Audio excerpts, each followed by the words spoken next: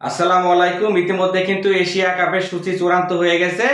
আগামী ৯ সেপ্টেম্বর থেকে এশিয়া কাপের খেলা শুরু হবে, যেখানে ফাইনাল খেলা অনুষ্ঠিত হবে ২৮শে সেপ্টেম্বর। কিন্তু এখনো কিন্তু ভেন্যু নির্ধারিত হয়নি। পাকিস্তানে হওয়ার কথা ছিল, কিন্তু যেহেতু ভারত পাকিস্তানে খেলতে যায় না, সেক্ষেত্রে কিন্তু পাকিস্তানে না হওয়ার সম্ভাবনাই বেশি। হয়তো বা শারজাহ অথবা দুবাইয়ের মাঠে কিন্তু এশিয়া কাপের এবার আসরগুলো অনুষ্ঠিত হবে। এবারের আসরটি মূলত টি-টোয়েন্টি ফরম্যাটে হবে। বাংলাদেশ কিন্তু টি-টোয়েন্টিতে রিসেন্ট শ্রীলঙ্কা এবং পাকিস্তানের বিপক্ষে পরপর দুটো এখানে হচ্ছে সিরিজ জয় লাভ করেছে। এজন্য বাংলাদেশের প্রতি আমাদের এক্সপেকটেশনটা কিন্তু যে কোনো বারের থেকে এইবার এশিয়া কাপে অনেকটা বেশি বলে আমার কাছে মনে হয়। এবার এশিয়া কাপটা কিন্তু দুইটা গ্রুপে ভাগ হয়ে অনুষ্ঠিত হবে, যেখানে গ্রুপ এ তে ভারত পাকিস্তান একই সাথে থাকবে এবং এখানে একই সাথে কিন্তু ভারত পাকিস্তানের সাথে হচ্ছে ওমান এবং সংযুক্ত আরব আমিরাতও থাকবে। গ্রুপ বি তে বাংলাদেশ, শ্রীলঙ্কা এবং আফগানিস্তানের সাথে থাকবে হচ্ছে হংকং। ৯ তারিখে উদ্বোধনী ম্যাচে এখানে হচ্ছে হংকং এবং আফগানিস্তান মাঠে নামবে।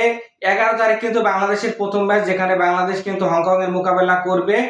এখানে হচ্ছে ১৩ তারিখ বাংলাদেশ দ্বিতীয় ম্যাচে শ্রীলঙ্কার মোকাবেলা করবে এবং হচ্ছে ১৬ তারিখ কিন্তু বাংলাদেশ সর্বশেষ এখানে আফগানিস্তানের বিপক্ষে মাঠে নামবে। ভারত পাকিস্তান কিন্তু বিগ ম্যাচ এখানে অনুষ্ঠিত হবে ১৪ তারিখে।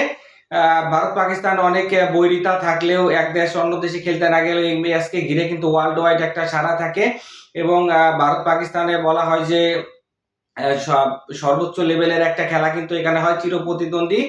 সেই খেলাটা কিন্তু ১৪ তারিখে হবে। তারা যদি ফাইনালে যায় তাদের কিন্তু আবার দেখা হবে। প্রত্যেকটা দল মূলত ৩টা করে ম্যাচ এখানে পাবে। যে দল ২টা ম্যাচ উইন করবে তারা কিন্তু সেমিফাইনালে অনেকটা কনফার্ম করে ফেলবে।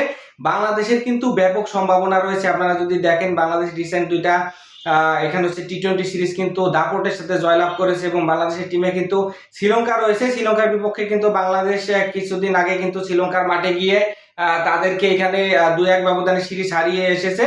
তো বাংলাদেশ কিন্তু ওই কমফোর্ট জোন নিয়ে মাঠে নামবে। আফগানিস্তান বাংলাদেশের সাথে খেলা হলে বরাবর একটা কন্ট্রাস্ট হয়, তবে আমি মনে করবো যে বাংলাদেশ আফগানিস্তানের থেকে বর্তমানে বেটার ক্রিকেট খেলতেছে এবং ভালো পারফর্ম করতেছে।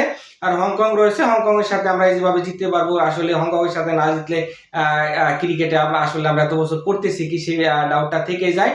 তো বাংলাদেশের আশা করব যে এই টুর্নামেন্টটা খুবই ভালো কাটবে এবং হয়তো প্রথমবারের মতো আমরা চ্যাম্পিয়ন হলেও হতে পারি। কারণ এশিয়া কাপের ফাইনাল আমরা খেলেছি হচ্ছে ২-৩ বার, ১২-তে খেলেছি, ১৮-তে খেলেছি।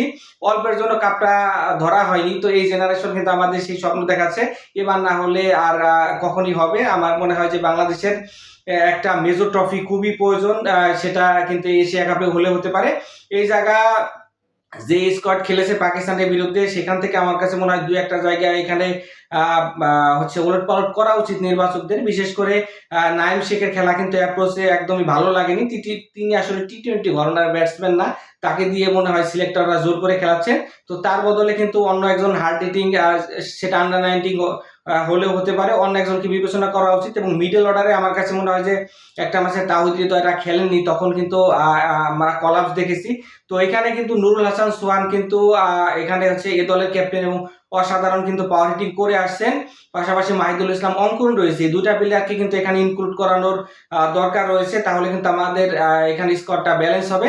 বোলিং সাইড আমাদের যথেষ্ট শক্তিশালী রয়েছে, পেস বোলার এবং স্পিনার মিলে আমার কাছে মনে হয় ভালো একটা সাইড রয়েছে। এখন দেখা যাক টুর্নামেন্ট শুরু হলে বাংলাদেশ কতটা ভালো করতে পারে। For the best Bangladesh. সকলে ভালো থাকবেন, দেখা হচ্ছে নেক্সট ভিডিওতে। আল্লাহ হাফেজ।